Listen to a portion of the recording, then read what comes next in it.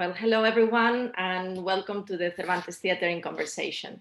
My name is Paula Paz, and I am the co-founder and associate artistic director of the Cervantes Theatre in London, the first bilingual theatre in the UK dedicated to bringing the best Spanish and Latin American theatre and culture.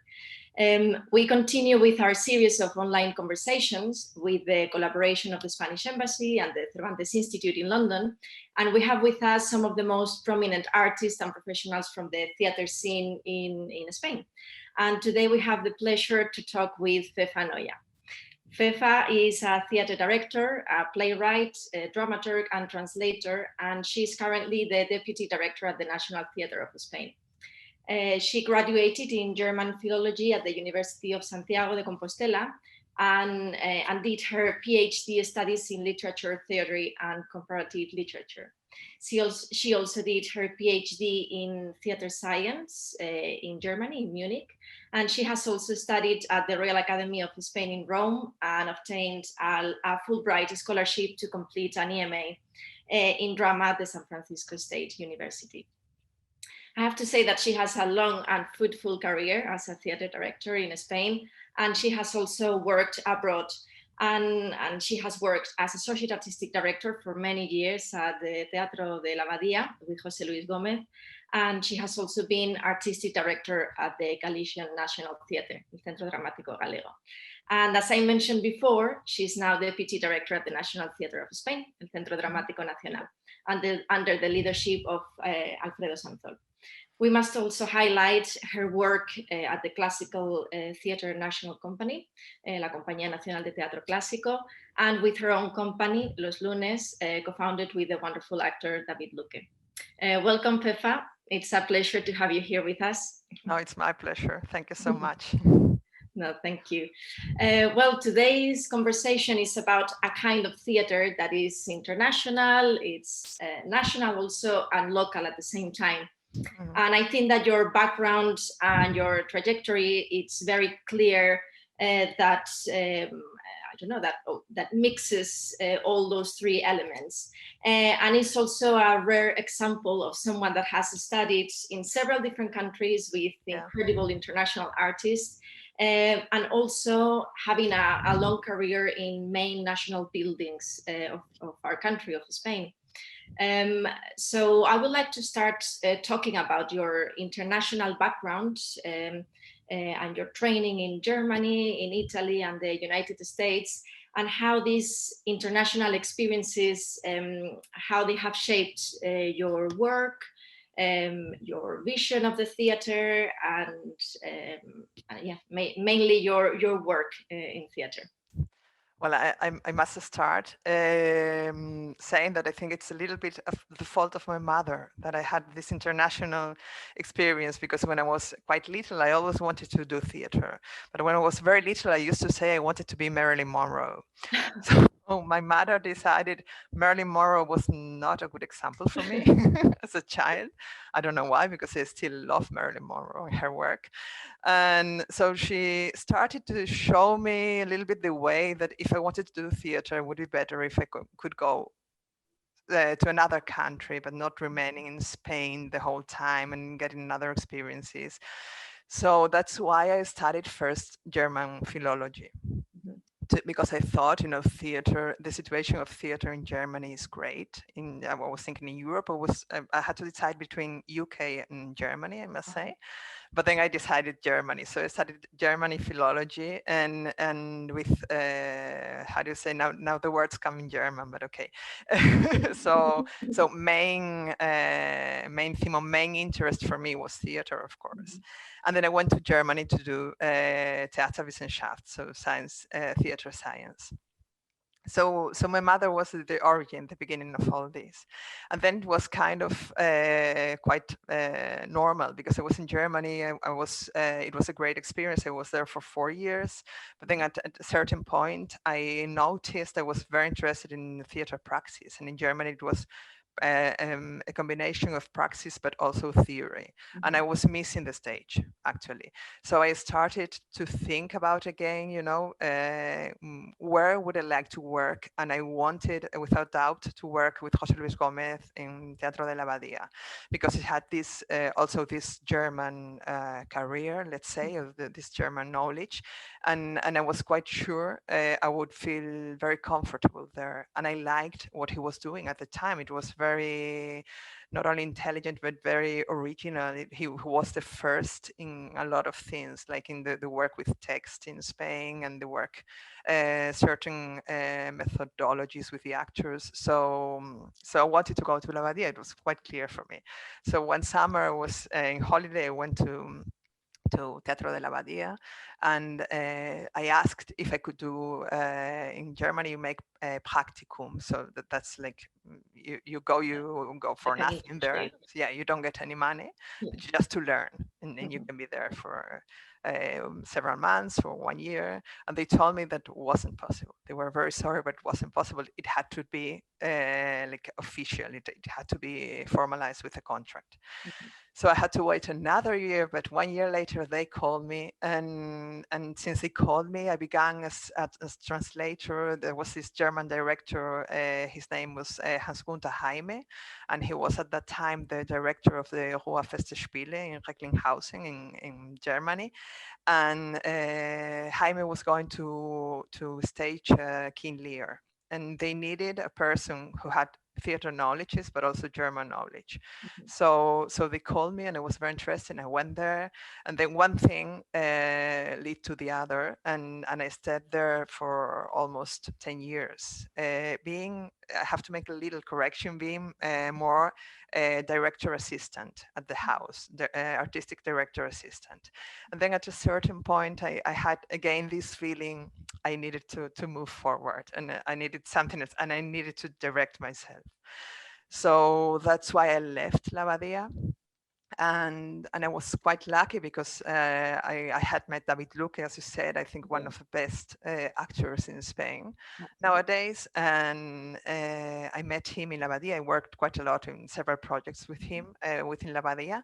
And so we decided to co-found Los Lunes, this company. Los Lunes, the basis or the essence of Los Lunes was to stage always contemporary playwright. Not necessarily Spanish, but international. And we were really lucky. So all the texts that the first project we did, it was Wild, Wild, Wild. And it was a text written by José Ramón Fernández, who is a great Spanish author. And then we called José Ramón. We asked José Ramón to do this because we were very engaged with the theme. It was, we wanted to talk about last year's of Oscar Wilde's life, no? And to kind of make a point about the fact to how do you say it? So to share our proud that people like Wilde made a point about, in this case, homosexuality, but it could be so actually individual freedom, and how you take your chances, so you make your decisions. Sometimes you lose, but you make your decisions, being aware of what is important for you and not only for your environment. Yeah. So we made Wild Wild Wild, and then the second project came a little bit as an accident because the National Theatre, the Centro Dramático Nacional, called me to make a reading of a Mexican author who is called, her name is Bárbara Colio. She's also a brilliant author, Mexican author. She's more or less my age.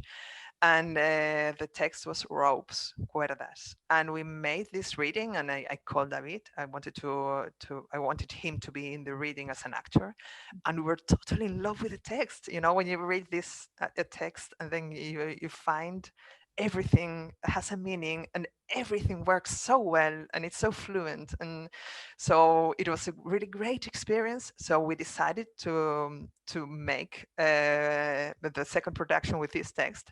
We talked with Bárbara. Bárbara was really engaged with the project also, and we did these ropes with Oscar de la Fuente, Keke Fernández, and David Luque, who are the three actors of the reading. Also, we were all. It was kind of a little miracle for us.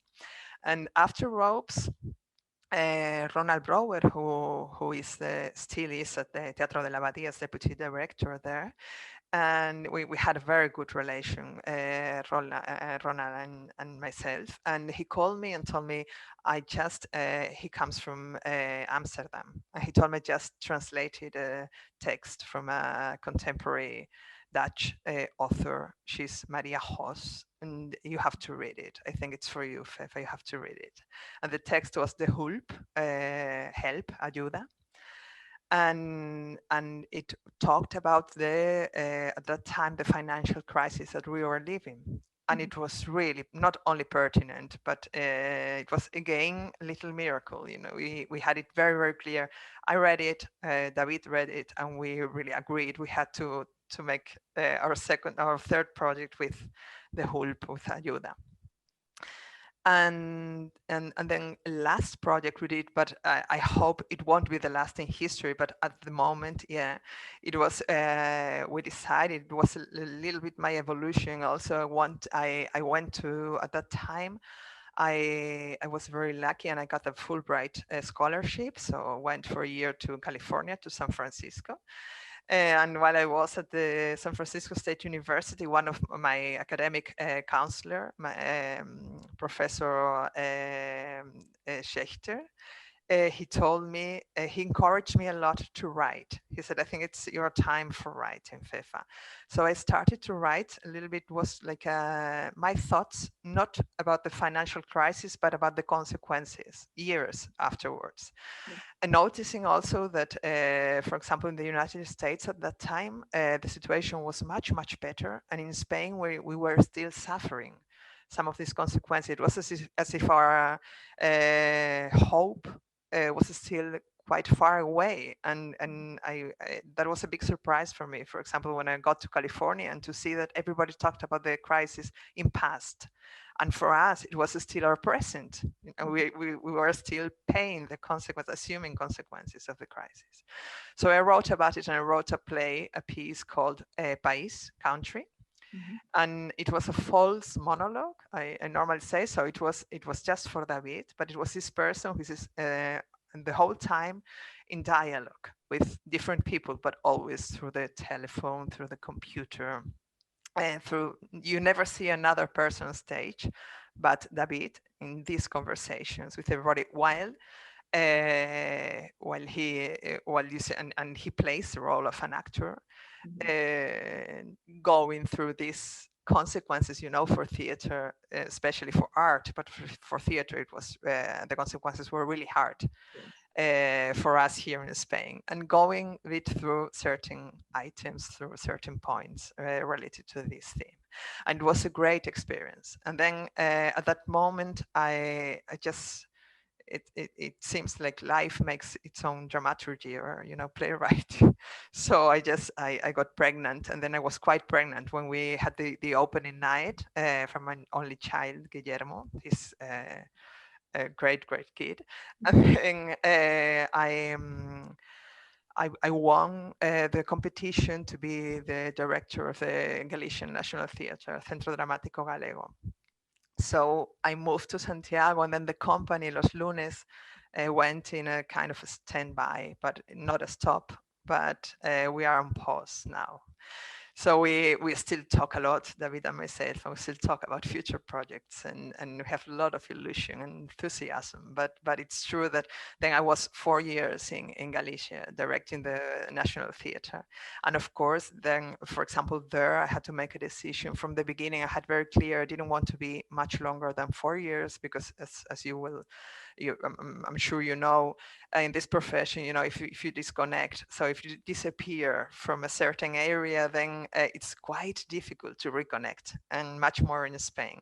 And I had been in Madrid for a lot of years. All my stays abroad were for 1 year in California, 1 year in Rome. So that was okay, but over 3-4 years could have been a big problem. So I had decided I would be there 4 years. And in my 4th year at the Galician National Theatre, I got this call from Alfredo Sanzol telling me, proposing me to be his deputy director, and for me that was, a huge miracle also, because I didn't know Alfredo personally, of course, professionally a lot. I was a great admirer, but now I'm much bigger fan now that I know him personally. That you're working So hand by hand. yeah, and since then it's been also so brilliant experience. And you say we are going through hard times for theater again, sadly, and has been a very tough experience until now. And but it's without doubt the best thing I could be doing now. So in this sense, I feel really fortunate and really, really happy. That's fantastic, because as you mentioned, as you say, I mean, you started working with Alfredo at the National Theatre at the beginning of 2020. So Yeah, so we began in January 2020. We had 2 months of normal life. And I remember it exactly because, my birthday is the 11th of March. And I remember my birthday last year when we started talking, there's a pandemic and COVID and da. And in 2 days, we were all closed at home. That was really a shock.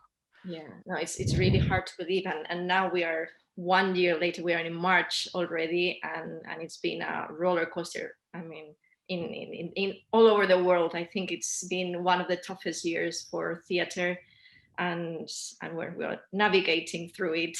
Yeah, for sure.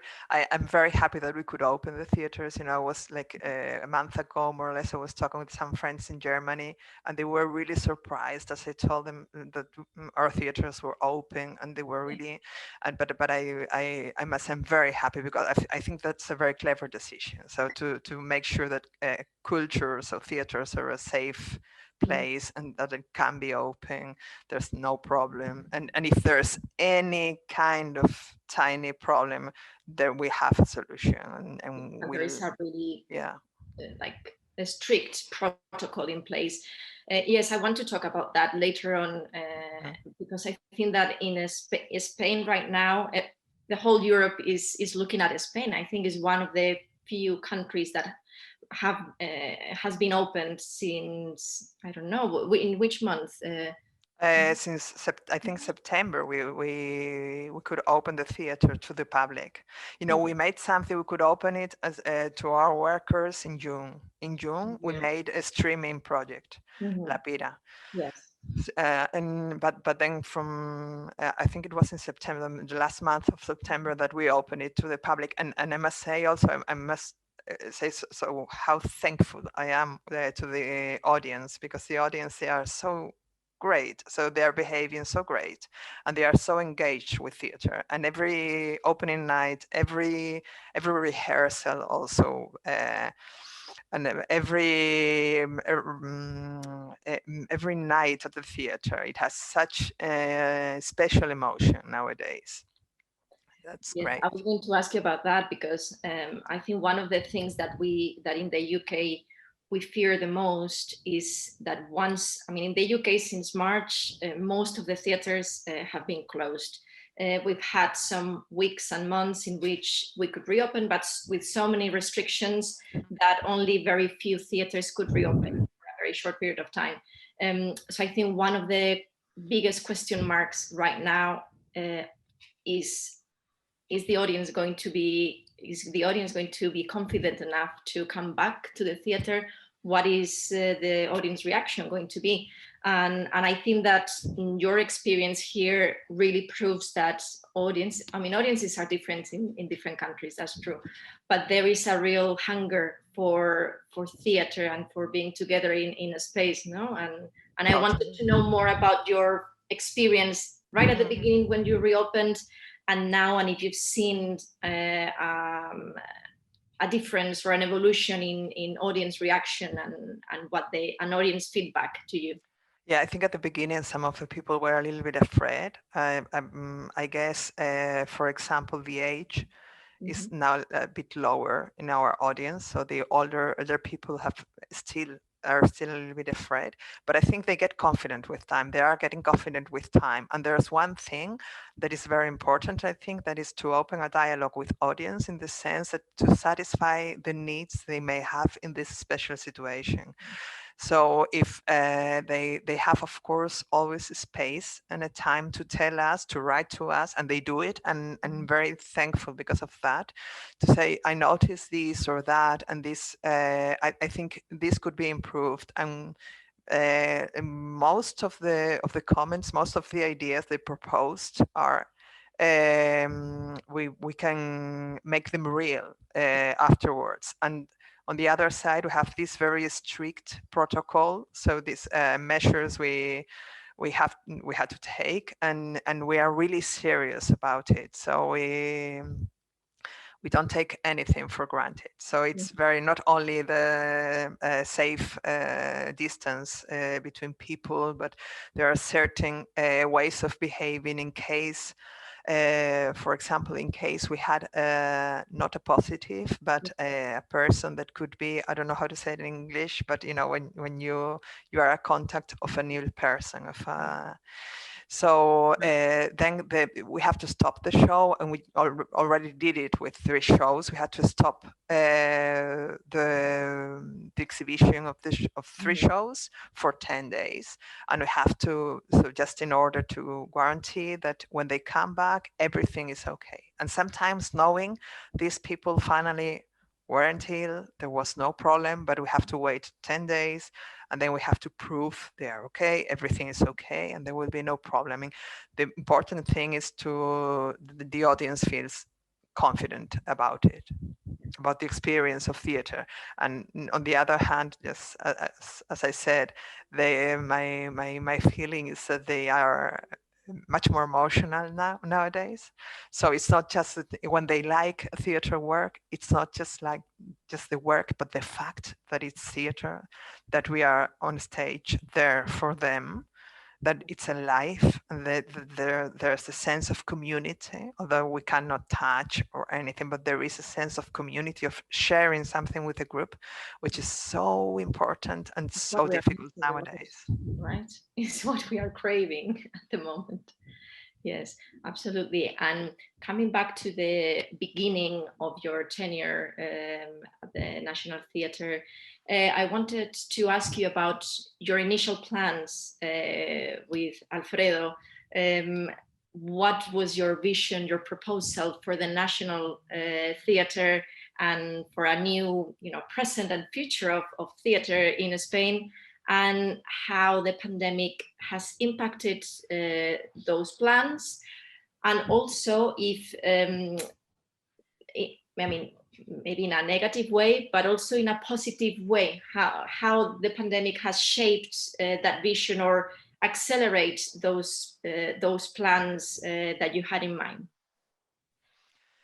Well, I was going to say that, at the beginning we thought, wow, bad luck. But then, it kind of, you discover we have superpowers. Not only us, not only the direction team, but all the workers of the theater. So I'm from the beginning of the pandemic, I could see so many positive reactions, so much strength in our workers, that, if I think specifically, so if I think about it, then I must cry.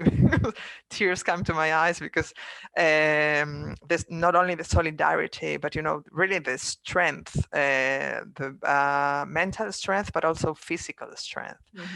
And as you say, Alfredo won the competition to be the director with a project, with a specific project, and the main issue, the main point of this project was to support and develop the Spanish contemporary playwriting. Because it's true that one of the mission, one of the main tasks of a national theatre is to support to a stage national playwriting, not only contemporary, but national playwriting. And there was, because of the history of Spain, we had a historic debt, let's say, with some generations. So the generations during of the Civil War, and just short after the Civil War, there were so these years of silence for a lot of playwrights, but for a lot of authors. But this step, thanks to the what the former directors of the National Theatre did, such as Ernesto Caballero, Gerardo Vera, and along etc. So this step was kind of solved. So now we can concentrate a bit more. Now is the time, because we also had this step with contemporary playwriting. There's a lot of talent in Spain, and it needs support urgently, because if you don't support talent, talent will die and disappear, and we lose a generation. And the financial crisis already put everything together so that we kind of lose a generation, not only in playwriting, but directing in all the areas. So it was quite urgent for us. And that was the main thing from the project of Alfredo. And in this sense, we could go on with it. So it's true that the pandemic, what we had to do is to move forward some things. So what we had planned for 1 month, it had to be for 4 or 5 months later, but it could be. We are very proud because of the pandemic. There was a little bit the first week of the pandemic. I remember I got sick. The whole direction team got sick. We were sick at home, and we were talking to each other through this Zoom or anything. So virtually, that it was quite new for us. No, it wasn't so normal as nowadays. And we were quite sick. Alfredo was especially quite sick. And we were talking about what can we do, because we have to save the people that were going to work, and now they don't know what we're going to do. They were counting on this money and on this work, and what are we going to do? So one fight was more political. In this sense, Amaya de Miguel, the general director of the INAEM, helped us a lot, because it was her fight. It made it her fight to achieve that the artists, although they weren't at that time exhibiting their works, they would be covered, and of course the works would be shown afterwards. And that's what we did. So we had to move our plans, everything a little bit, but it wasn't a problem. It was actually kind of again of a new emotion for us, and to have the sense that these people were secure at home at that moment. They were rehearsing. Most of them were rehearsing online also, which was quite pretty impressive. I had the opportunity to talk to some of them, and that was really impressive, and they were very engaged. There was, as I said before, this superhuman, this superpower strength that everybody developed those days, and they just wanted to go on with theater. So the goal was very clear. We all wanted to go on and to move forward. And so I think if I have to say something about what the pandemic made to our program as direction team, is it made us stronger, and now it's even much more clear than before that we want to go on with it, and we are being able to do it, which makes us double proud. So it's kind of I didn't used to do that, but nowadays at the end of each day I do to myself, so Fefa, you're just great. And I do the same with all the team. We're just wonderful. So it gave us this sense of being superhuman. But it didn't change essentially it didn't change the program of the, going back to your question, change the program of the direction team. It's still national contemporary dramaturgy, and I must say I'm really, really happy, because, for example, now I can say that we have 2 theaters. In the Centro Dramático Nacional has two venues, so Teatro Valle Inclán and Teatro María Guerrero, and we have in Teatro María Guerrero, we have a work of 2 young directors from Catalonia. They are Marcel Borràs and Nawal Bet, and they are, I wouldn't say so sure if they're 30, but they're in the early 30s, in any case, quite young people. and we are sold out almost every night. And then we have La Panadera in there is the little stage in Teatro María Garrero is La Princesa. And there we have this piece of Sandra Ferrus, who is also a young author, director, and actress. So she's just like a Wonder Woman. And it's also almost every night sold out. And in Teatro Valle Inclán, we have the first production written and directed by Alfredo as director of the National Theatre, El bar que se tragó a todos los españoles, which is one of the, I would say, one of the best pieces of Alfredo, without any doubt. And almost every night, it's also sold out. And the other stage in Teatro Valle Inclán, we have Eva Mir. Eva Mir is really a very young playwright and director, and she's not 30, she's 20-something years old. And she's just a brilliant person. It's amazing what she's achieved with her youth. She's so young. And we have Héroes en Diciembre, so that's written by her and directed by her, and it's also a big success. So I must say, I have this feeling of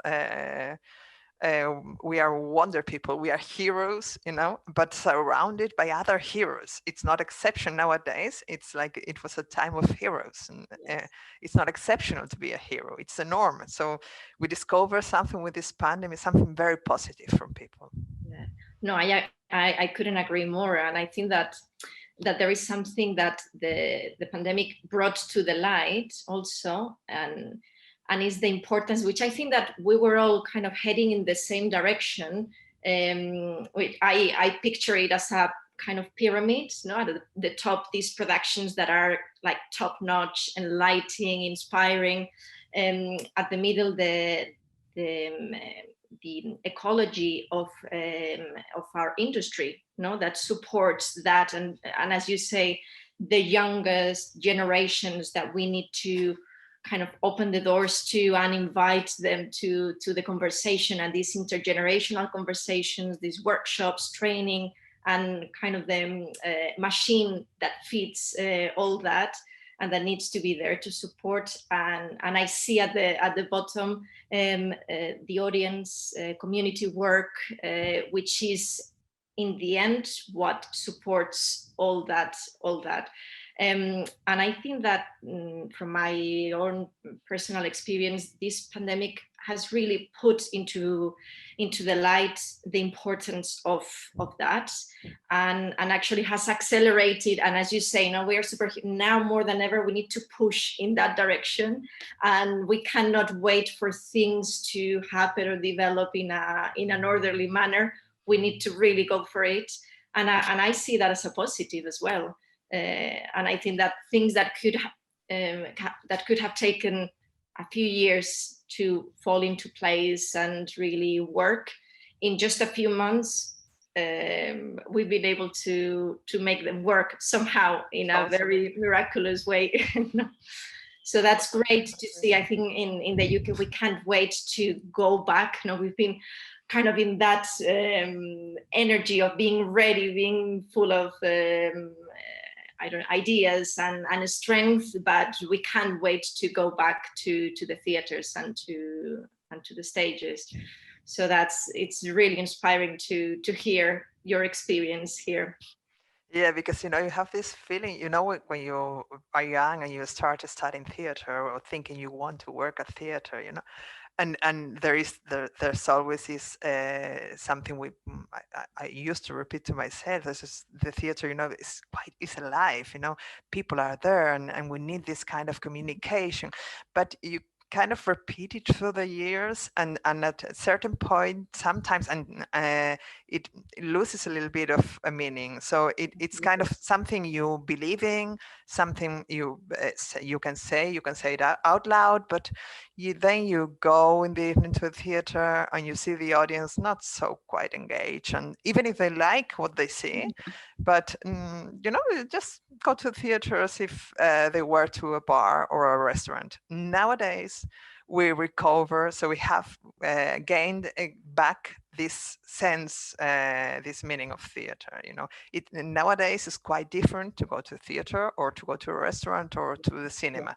You notice, they know the difference between the experiences, and they know how to treasure it, what is the value of theater. Yes, absolutely. And that's another of my questions, because what you say right now, that we realized how valuable a shared experience is, and how valuable is going to be for the recovery, reshaping, not only personal but also for nation, and how the different countries through culture, I don't know, reshape and face the world, and position themselves and communicate different countries, that kind of political sphere. And I wanted to ask you, what do you think is the role of culture in the years to come, and where do you think we should head? Oh, that's a very big question. I don't know if I have an answer for that. I have an intuition. I've always said, it's culture is, of course, what I'm going to say. Make theater is fundamental. It's essential. I mean, I don't know how to put it in words or how to give an example, but it's just like if you are hungry and then you eat anything you find, or you take the time to prepare it and to choose the ingredients and to cook it, and then you eat that. So I think that's the difference between life, just being alive, not being very aware of what you're doing, where you heading to, what are your goals, or being conscious of your life, being a real citizen. And I think that's culture. So that that's a role that culture plays in our lives every day. So to make us citizens, people that are really awake, and that if even if they choose someday or sometime not to be aware of something, they are aware that they are not being aware. So it's it's a conscious decision. And I think that is very important. So it's a different between letting the life live you, or living the life the way you want to or not, but knowing which direction you want to go. Yeah. So I think culture in this sense is really, really essential. And it's since the financial crisis, I think it became a little bit, I think we're not still quite aware of it, but it became a kind of weapon in some hands, that they kind of make us forget this, make us forget we needed it. So I totally understand, people were worried, first of all, about education, about feed, about not being hungry, of course, very essential things, about their kids, about being alive, about health system. But it is a task and a responsibility of our governors to make us aware of the importance of culture. And they didn't quite do it, not all of them, during the financial crisis. No. But I think now they are quite. So Yeah, I think now everyone, even our governors, the political system, everyone is aware that culture is a fundamental need, and it needs to be protected, and it needs to be accessible for everyone. that's a thing. And that's a really huge positive. So yeah, and we need citizens. We don't need shapes. I mean, we don't need people who don't want to think or who just want to be somewhere else. So I think that's the culture will guarantee that, so that we are a society shaped by citizens. So the society will have a much more sense, will make much more sense if we are very active as citizens, if we make the decisions. Yeah, absolutely. Yeah.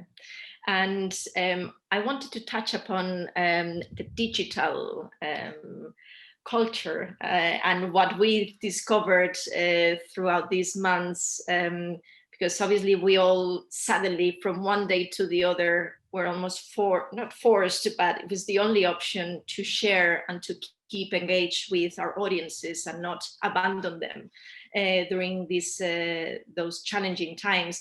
So we all had to reinvent ourselves in a way, be creative, which is what we do, and delve into the digital world and create digital content. At the National Theatre, at the CDN, I've been following as well the work that you've been doing with the La Ventana del CDN and with the trilogy of La Pira. So I wanted to ask you about your experience making that work, first the ideas, and then how you suddenly the team has to adapt to it, and the reaction from the audience as well. So I want to ask you about that first, and then I'll ask you about the now and how they both can live together. I must say, first of all, I must apologize myself because, at that time, as I told you, I was sick, and the whole team we were all sick, and I remember that as a kind of a dream, and we had these conversations. I even remember sometimes I was listening to the conversation, I thinking, they're not listening to me, they're not listening to me. And I was starting to cry, and it was because of the illness, because I was so weak. It was really a very strange thing. I realized, it was a very strange sensation. But then again, I remember to write a lot of documents, trying to establish, so to decide what we wanted to do, together with our artistic counselor and coordinator, Fernando Sánchez Cabezudo, and with our production director, Fernando Delgado, the three of us, because Alfredo was quite ill, and he couldn't, normally he couldn't talk. During the conversation. We had to give him results so that he could approve them or not. But we were talking a lot and writing a lot, and we have to how can we design it? It was very clear for us. We had to how do you say, to involve the maximum number of people possible, and different profiles, not only directors or not only playwrights, but also not only authors, but also actors, even graphic designers. So we try to keep quite open to any possibility, and then we design different types of collaboration. And then it was also very clear for us that we had to pay these collaborations, because those people had to experience that as a work, which it was, no, that it was a work. So and then we had, of course, that is also in our directions program. We had, of course, the sense or the intuition that we had to include people from everywhere in Spain, not only from Madrid, or not only the near people, and of course women, men equally, and different ages when possible. And that's how we began with La Ventana del CDN. To do these collaborations. And then at the beginning, we were a bit, no, not as skeptical, but it was so new. It was so the only virtual version of our work. It was kind of, it was a strange sensation. But then, so as we began with to develop the first activities, I really understood the sense, not also as one of the people in charge of generating these activities, but as a mere spectator, as audience, as a person who wants to listen to a conversation between Remedios Zafra and Alfredo Sanzol, for example. And I enjoyed them so much. And that was also a great help to decide the contents from that point on. No? So to say, so this was great, this was a big success, and this perhaps not so much, and then we have to go in this direction and this other. So, and then we came to Lapida. When we did Lapida, it was quite different because we were the four of us were fully awake. We weren't sick anymore. We had this feeling of superheroes because we already had been through the illness, so we were like, wow, we won. and we could be at the theater. Until that moment, we were separated. We couldn't see each other physically. And nowadays it's a sign of time. But even though now I'm closed in my office, but normally we have all the doors open, and if we could, we wouldn't have walls. We are the whole time together, and one goes to the other office and says that, and we sit and talk and discuss, and we couldn't do that. And with Lapida, it was the first project after the pandemic that we could do it. So we had this feeling of being really, really lucky and enjoying a lot. And I don't know, a lot, the fact of being there together physically also. And I don't know if you remember, but at that point in Spain, perhaps we were too optimistic, but we thought we were almost at the end of the pandemic, before summer, and so we had a feeling of the world, in the UK as well. We had this feeling of after the summer, or with the summer, even with the summer, it's gonna be there's an end. We made an effort, and now we get a reward, and it wasn't exactly like that.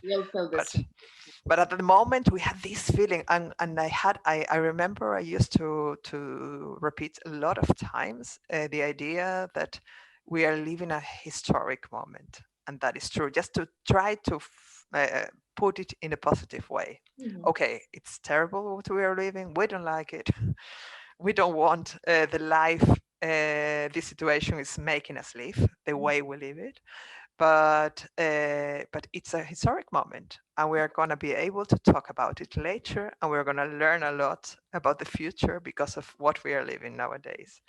So Lapida was a little bit that, it was to be testimony of the history of humanity. I remember, we could be, when we talked about it, it was a streaming of 3 pieces. Each piece was shaped with 3 little plays of 3 contemporary authors. So we're working with 9 authors. And we talked about where we were doing the streaming from the theater, but we're going to see it through YouTube to see if everything went okay. So we said the first streaming, I said, well, I will watch it from home because I have to be again. So with the YouTube, so I'll watch it from home. So I was sitting there at home in front of my computer, trying to watch the streaming, and just crying the whole time. I cry a lot, as you can see. Cried the whole time because I wasn't at the theater. But I'm so mad person. I'm a mad woman. What did I do? It was a bad decision. But again, I was with Guille, with my son, so I couldn't organize everything to run to the theater. So after the first Pira, the first play, I talked with Fernando Delgado and Alfredo, and never again, such a bad idea. And then the second and the third time I was at the theater, and it was very strange because everything was happening on the stage, but if you sit as a normal audience, normal spectator, you couldn't quite hear what because the actors were playing with microphones for the streaming, so they weren't playing for you there. So you needed these headphones, or and you needed the screen. You need to see it on the screen. Sometimes you looked at the stage, but it made much more sense, So we were sitting on the theater with our screens, and with our headphones, watching what was happening on the stage. So the thing is that at the end of the night, we could talk to the actors, and we knew they were there, and to share the experience, and it was great. But it was very, very strange. It was, like this. Everybody said it during the pandemic, like this dystopia. I don't know if this word exists in English, but like that we see years and years. For example, this kind of TV show that you see and think, well, hopefully, thank God, it never happened in real life, and then you feel yourself inside this kind of situation. Absolutely. Yeah, we had a very similar experience as well at the Cervantes Theatre, with the kind of in conversations that we started doing, then filming dramatized readings of the plays, and also what you said, no, the first time that we got together, the team, to rehearse the first dramatized reading, to film it, it was a feeling of, oh, this is so good. We were missing this so much. Just the fact that we are together with a text in hand, just rehearsing, is just wonderful. And also, yes, sharing the same experience at the theater. I remember Puerto, our house manager, that at some point she wasn't needed there during the streaming of the play, but she was like, no, I want to be there. I want to. And it's, I think we all share the same feeling, and also the question that we have now in mind is online, those kind of streamings is something that came to stay, and that we can run alongside our live performances, because what we found out is that suddenly we had audience members watching from many different countries, and one performance that normally we can do to the maximum capacity of our auditorium, suddenly we had 800, 900 people watching from the United States, because as we do it in both languages, there was many possibilities that opened up, and that made us realize that this is actually something that could stay at the same. But I would say that this is something that there was before, but it wasn't so usual, So I mean, and not only streaming, but not alive, but recorded, and in this sense, it's for documentation aims, goals. So it's quite normal. Archive, which is normally not appealing. We don't like it. It doesn't. That's a thing. That's a thing. The theater, and we've always been kind of reticent, and. Then normally, again, if you have the option to go to the theater, you prefer to go to the theater. Yes. Yeah, you choose to go to the theater. But then I think, for example, my father was, is not anymore, but was a lot of time with I don't know how to say it in English, but with the Philharmonic from Berlin, he could see all the opening nights of the Philharmonic. And that's something he used to do because he couldn't go every week or every 2 weeks to Berlin. And he loves music, and it's something he really enjoyed. Or I remember going when I was in California, I had the opportunity to see some opening nights of the National Theatre in London, at the cinemas, and this was a great experience.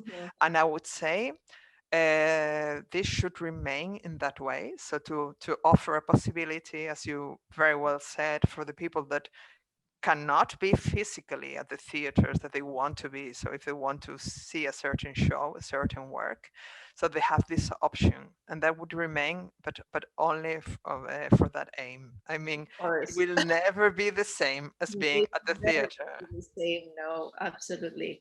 No, but I think that now what you were saying, yes, we had Empty Life and some operas that we could, like the Royal Opera House, streaming in cinemas all over the world.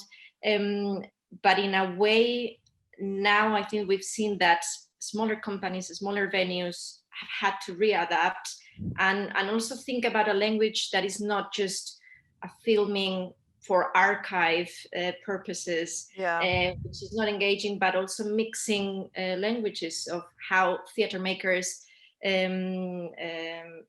adapt and use film and more kind of audiovisual languages in order to show the work. But I must say, for example, Lapira, we decided to show it alive in September when we opened the theaters with Lapira. So these works that were born to be seen only on streaming, then they could be seen on the stage. And although they worked very well, the language, the staging, the directors decided for the three pieces worked really well on streaming. They also worked great. They were really suitable for the stage. I mean, there's no confrontation. You don't have. I think you don't have to choose exactly. And nowadays, more and more, for example, in this sense, there are artists that work a lot with this combination of languages. See Christian Yataí, that works all the time in a dialogue between theater and cinema, and this gives a new dimension to the theater, to her pieces. So it offers a lot more possibilities. So I think that has to do also with the time we're living.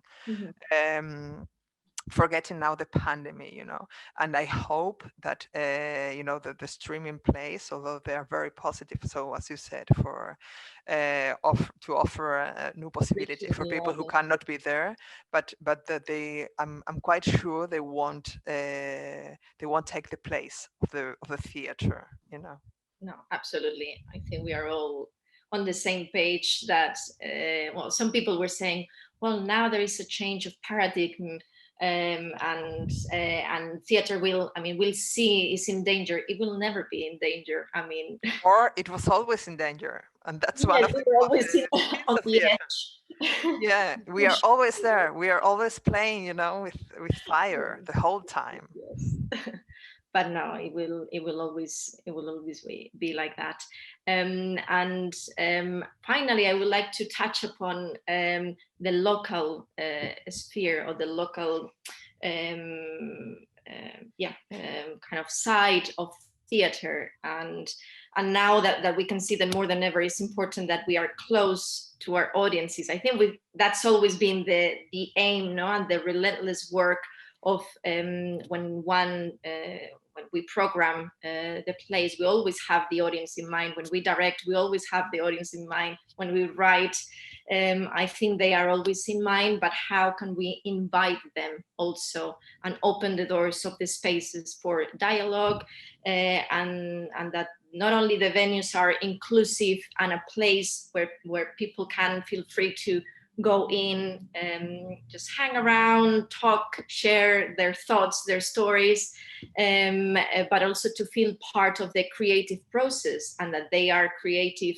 beings. We are all creative beings, and we don't need to be just spectators, but we can have an active role in it.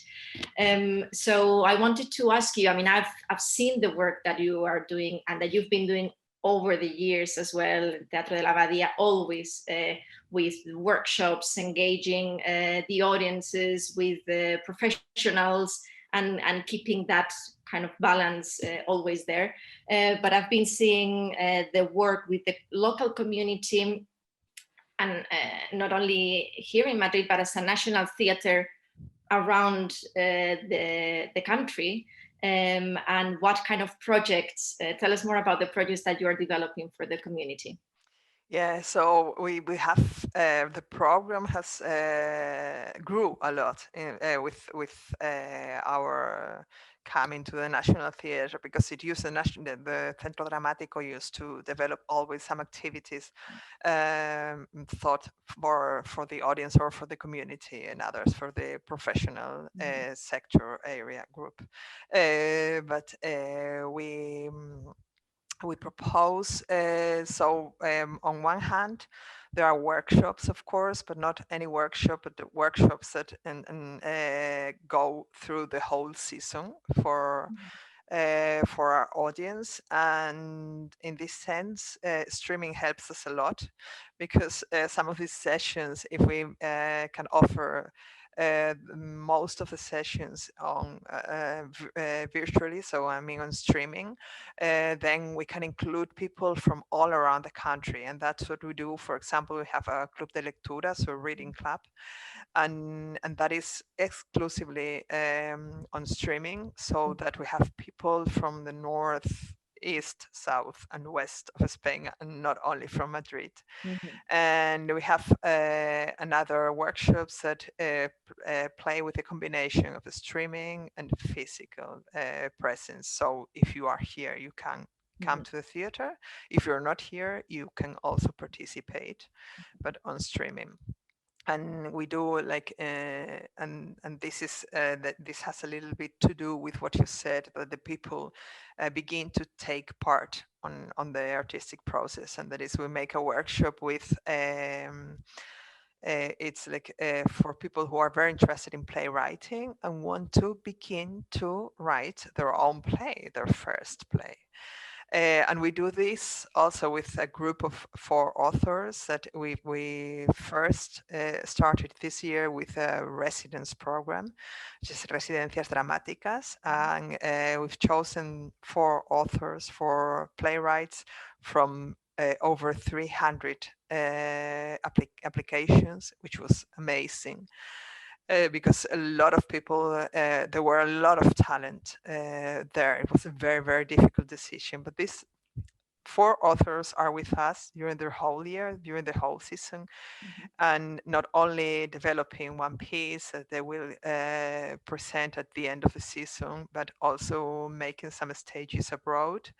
Which is quite difficult in the times we are in, but we are achieving it. So they went 1 week to Rome, thanks to the Teatro di Roma and the Academia de Roma and ACE, Acción Cultural Española, Instituto Cervantes. You see, everybody, all the institutions are willing to collaborate to make things possible again, which is this strength, this solidarity. And these authors also are teachers at this workshop for people who want to start writing a play with us. And then we have also a workshop for people that are more interested in criticizing to write their first critic, or to know, to achieve some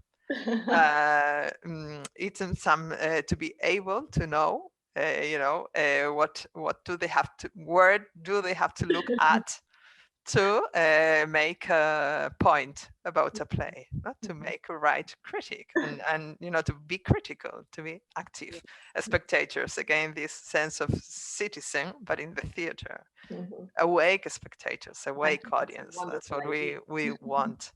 And then we have another project that I really, really love. I must confess, it's one of my favorites, because it's called Nuevos Dramáticos, and it's a project that we do more directly with the community, geographically near the theaters, because we do it with children between 8 and 11 years old. And they are the sons and daughters of our workers on one side, and then children from the schools that are in the area of our theaters, in the area of Teatro María Guerrero, Lavapiés, or Teatro Valle Inclán, and Usera, where we have our space to rehearsal rooms. So, and we have shaped two brilliant groups of children between 8 and 11, and they meet every Monday under the supervision of Lucia Miranda, which is a great artist and theater artist, but also with a very special sense of teaching, with a very with a social perspective, very good, developed through the years. And then afterwards, the next season, at the beginning of the next season, Lucia is working in the playwright with Jordi Casanovas, related to this project. And at the end of this year, we are going to offer that we're going to make rehearsals and offer a play played by this group of people, of Nuevos Dramáticos, directed by Dan Jemet, which I find He's a fantastic director. one of the greatest directors.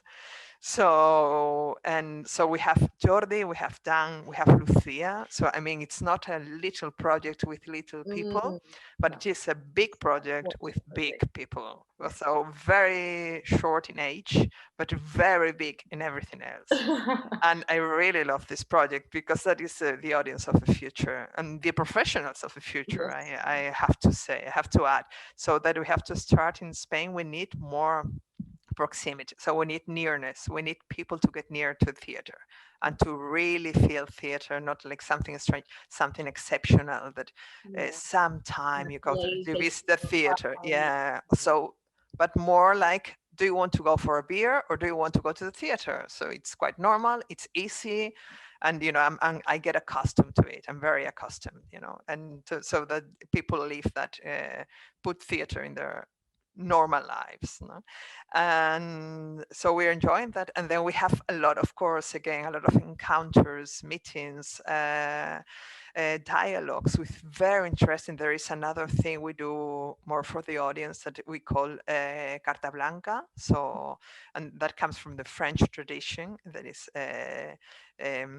carte blanche that they usually do in a lot of theaters in France. And it's that we give carta blanca to our creators to develop an activity related to the work they're going to do in our season. So, for example, Alfredo already did his carta blanca with El bar que se tragó a todos los españoles. You know, in this staging from Alfredo, he talks about the story of his father. His father used to be a priest. And when he was 30 something, he decided he didn't want to be a priest anymore. So he went on a journey to the United States to take some time to think about what he wanted to do and how could he achieve it. And the bar talks about that. So Alfredo wanted to put together sons and daughters of former priests. And there's more than we think. So we thought at the beginning, it's going to be difficult, but it wasn't difficult at all.